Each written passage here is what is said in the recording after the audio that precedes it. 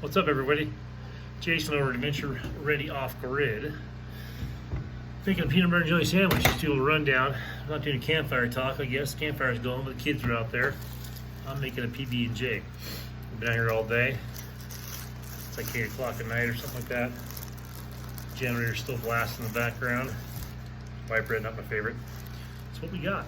So, anyhow, yeah, we're a few days into this build, which I thought would be a few days total, and we ain't done. So, a little ways to go, and probably another day or two.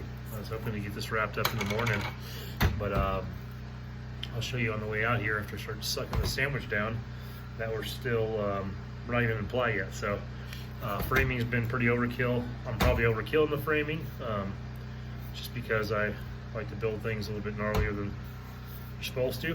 So just said maybe a contractor would think otherwise. Maybe I'm doing it lighter, but it seems like I'm doing it heavier than a lot of people I see. So I don't do that intentionally, but a little OCD, a little attention to detail kind of guy. So when I think it needs more, I put more.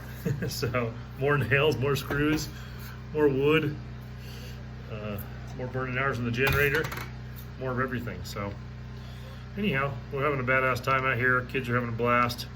They've been helping me out with my little partners in crime, my two best buddies and my little worker bees. So the kids mostly cleared out cactus today and a rock.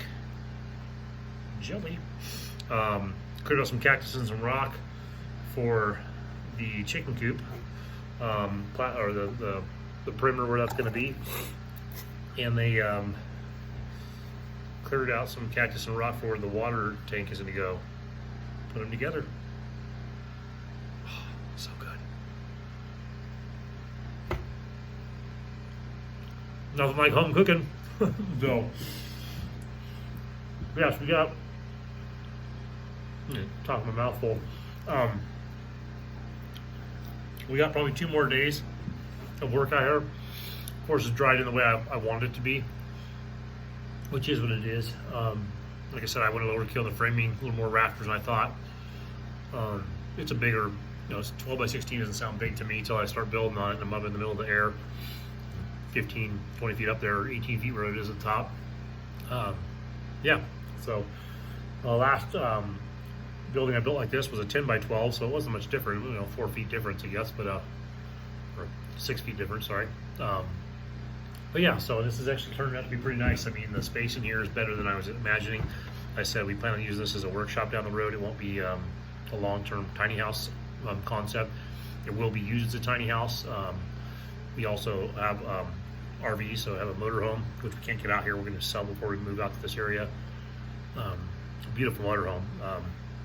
I just can't make it down this road, so I'm not really one of the people that want to spend money to store my stuff. So I'm not going to go that route, but we do have a toy hauler we're working on, the boys and I.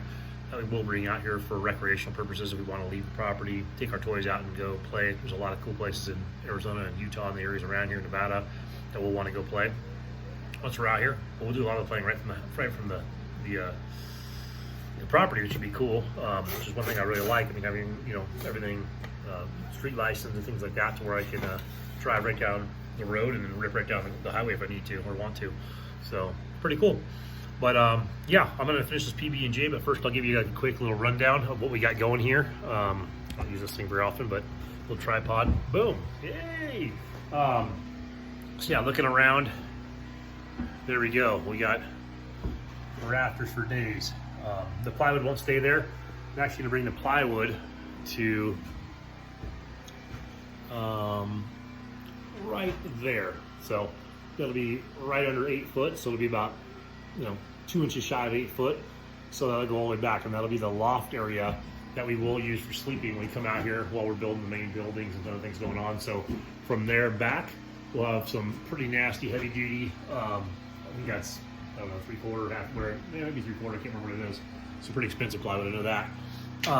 But yeah, we'll have that up there as far as the sleeping area goes. And then in the front here, I will put up, we'll put up some plywood up in here for storage as well.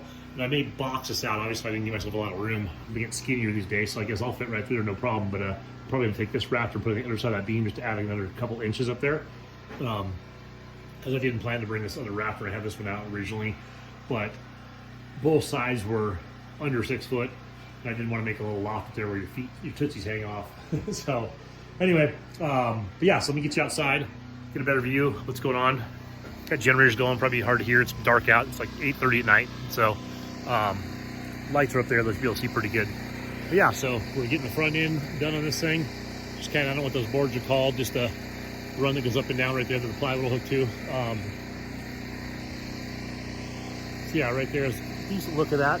I'll do the plywood tomorrow, so I'll come up here and I'll do ply sheets, you know, 4 across or 3 across, whatever it is. I think it's, yeah, 3 across here. And I think it's 6 foot to the rise right there to the bottom of that ridge beam. So I'll chop that off. Then I'll come back and do my fascia board right here and my exterior fascia boards, and then I'll start throwing on the ply on the roof. So you can look over here.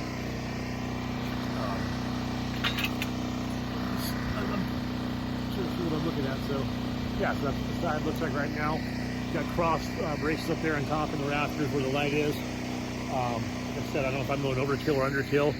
I'm not a contractor, so I'm just going on what I feel, what I know, what I've done before. And so far it's working out pretty good.